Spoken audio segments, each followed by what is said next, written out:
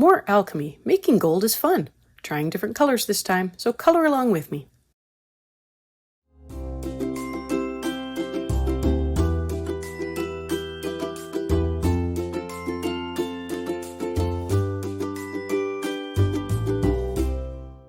Hi everyone, I'm Catherine, the artist behind Bigelow Fine Arts. I'm continuing my journey through the Enchanted Forest and snapping a few pictures along the way.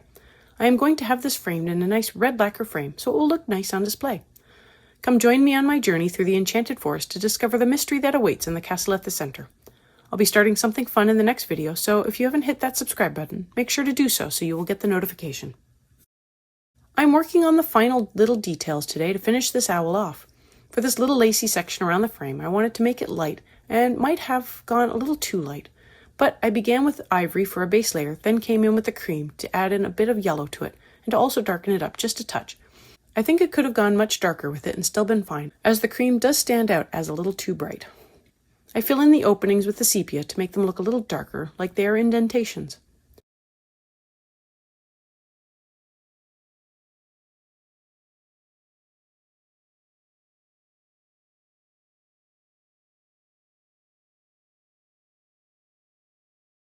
Now for something fun. Let's start making a moon. I begin with a base layer of cream over the whole moon. I add in a layer of ivory, then I move over to the owl's eyes because they needed a little more yellow. Although it appears brighter in person, I still felt they could be a brighter yellow. So I gave them a layer with the cadmium yellow. I add in a little more walnut brown for the feathers under the eyes, then more sepia to darken the shadow at the top of the eye.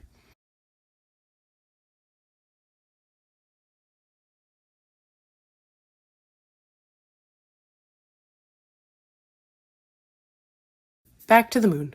I come in with the warm gray 6 and I begin to rough in a few craters.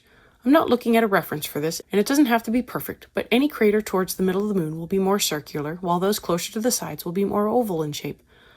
I also shade the sides of the moon as it curves away to make it look like it is curving away.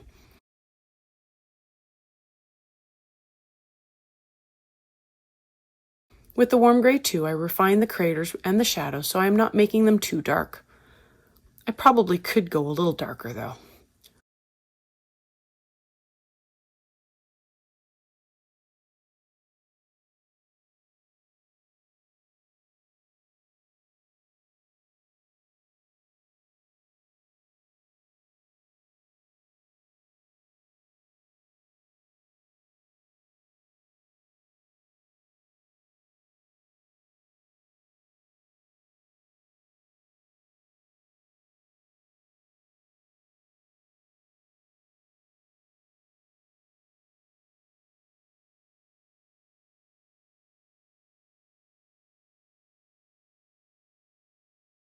For the halo around the moon, I want to add in another layer to the background as well as working up the halo. So for the background, it will just be more dark indigo. For the halo, I bring in a brighter blue with the cobalt blue-greenish and gently feather that into the area I left blank. I don't want to get too close to the moon. I use the phthalo blue to move the blue even closer to the moon while still leaving a buffer. I do the same thing on the other side of the moon. If you've made it this far and have enjoyed coloring with me or just watching, I'd appreciate it if you give me a like and subscribe to stay informed of when I post more videos. I'm a small channel and it really does help me out. I am posting 3 times a week over the summer, and subscribing is the best way to stay in the loop and keeps me going. I'll be starting something fun in the next video, so stay tuned.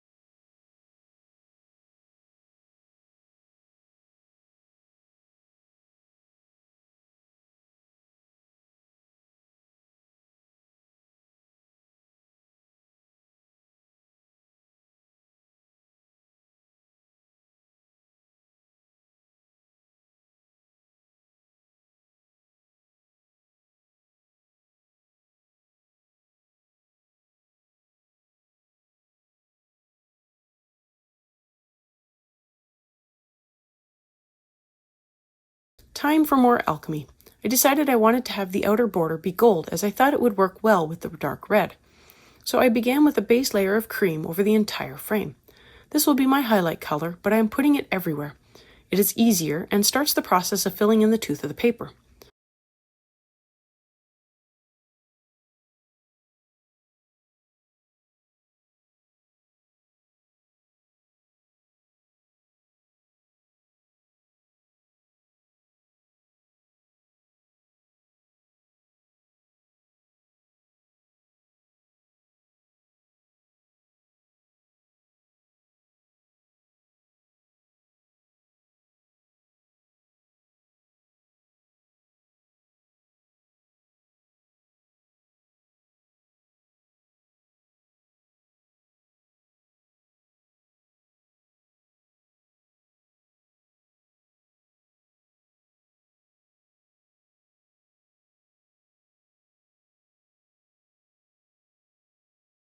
For the shadows, I am starting with the burnt ochre.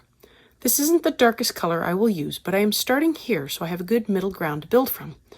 I want to work my way around the outside of the frame and add in a shadow where anything overlaps the frame. I also want to make sure I don't take the shadow out too far or it might look a little strange.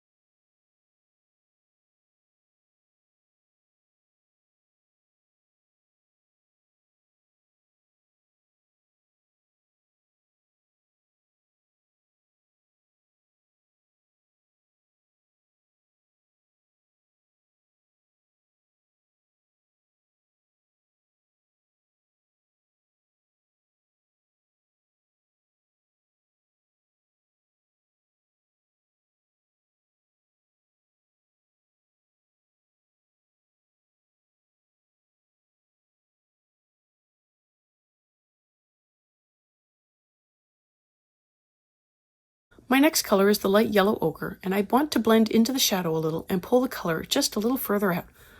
I work my way around the circle again, adding to each area I placed the burnt ochre. I do the same with both the dark Naples ochre and the Naples yellow. I want to keep moving the color slowly away from the shadow until just a small amount of the cream remains as a highlight.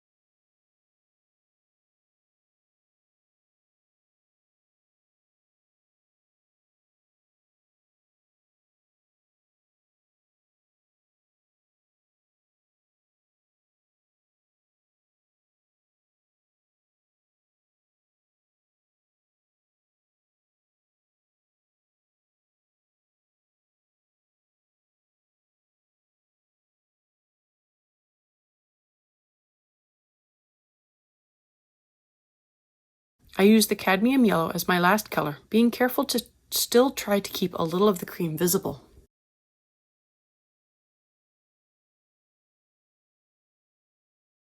Now that I have a good base down, I want to go through and darken up the shadows more, and I start with the walnut brown. Slowly working my way around the circle and keeping the brown to the darkest part of the shadowed portion. This is just going to be around the leaf and not much further out from there. I will also come in with the sepia and do the same thing, but I might feather the sepia out a little more depending on how the shadow looks.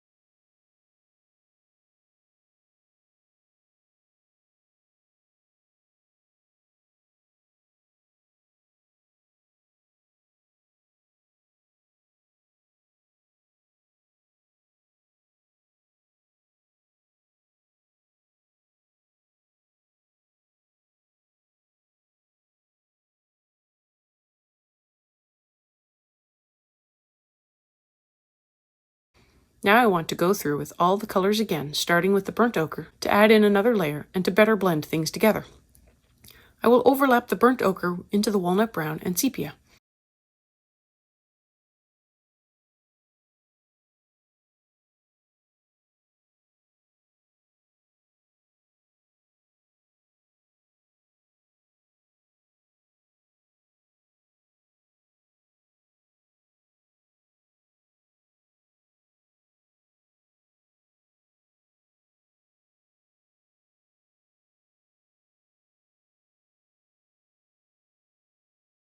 I will use the light yellow ochre to overlap onto the burnt ochre. I then use the dark Naples ochre to do the same thing.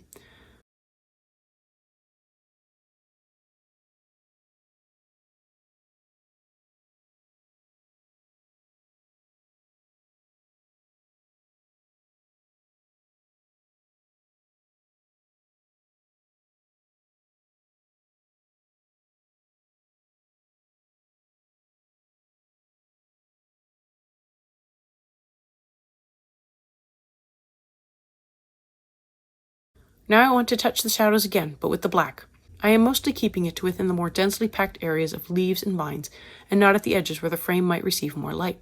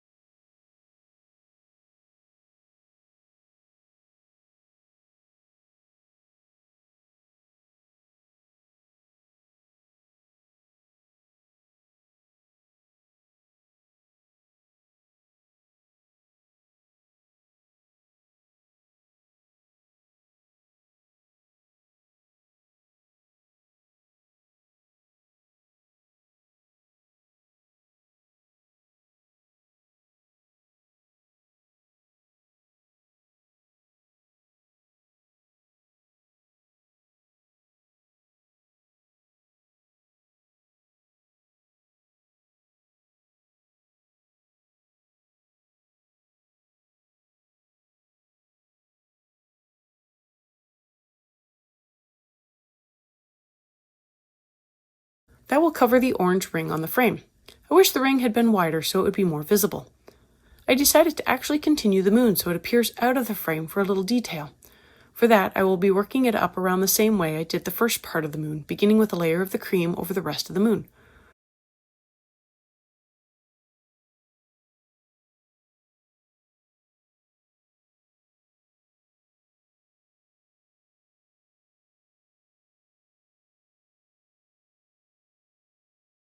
I come in with the warm gray 6 to add in a shadow for the curve of the moon around the edge, and I also add in a little crater, keeping it light at first. I can always darken it more later if need be. I also go through and give the other craters a little bit more of a touch-up while I have the gray 6 out.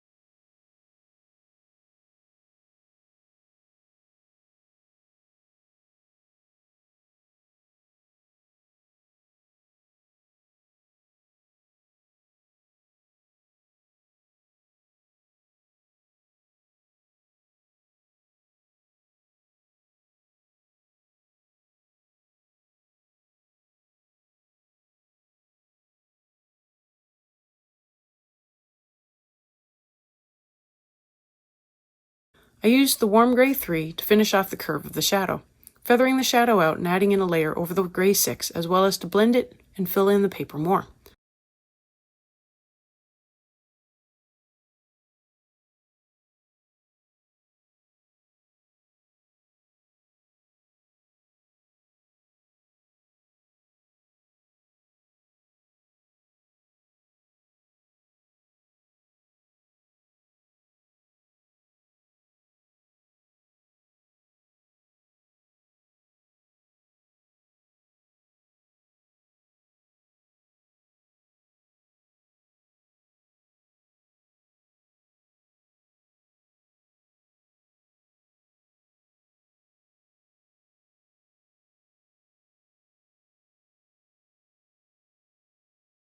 I add in a layer of cream to give the moon a slightly yellow cast to the light it is reflecting, then another layer of the ivory. I use a little more warm gray 3 to blend more, and the rest of the moon is complete, and I think it adds to the magic of the page and the book.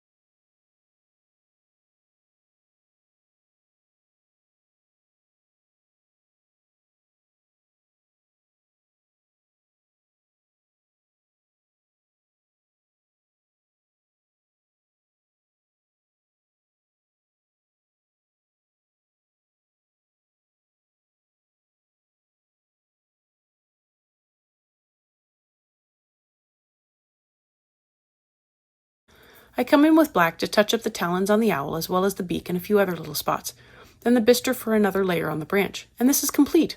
My next video will be a behind the scenes video, but I have something special planned after that, so make sure to subscribe and stay informed of that. Thanks for joining me on this adventure today. Let me know below or on social media if you colored along. I'd love to know how you did. I'm on Twitter, Instagram, MeWe, and Patreon. Patreon has a short write-up, my palettes, and a list of timestamps, and I've made them available for everyone. If you have any questions or page requests, please leave them below or reach out to me on social media. I put in a list of chapter breaks in the show notes, as well as a list of equipment I like to use. If you use any of my affiliate links, it really helps me out without costing you a thing. I want to thank you all so much for coming along and joining in with me on this coloring journey. I appreciate all my subscribers and look forward to more of you joining in and coloring along with me. Please like, share, and subscribe to help that happen. Until next time, happy coloring.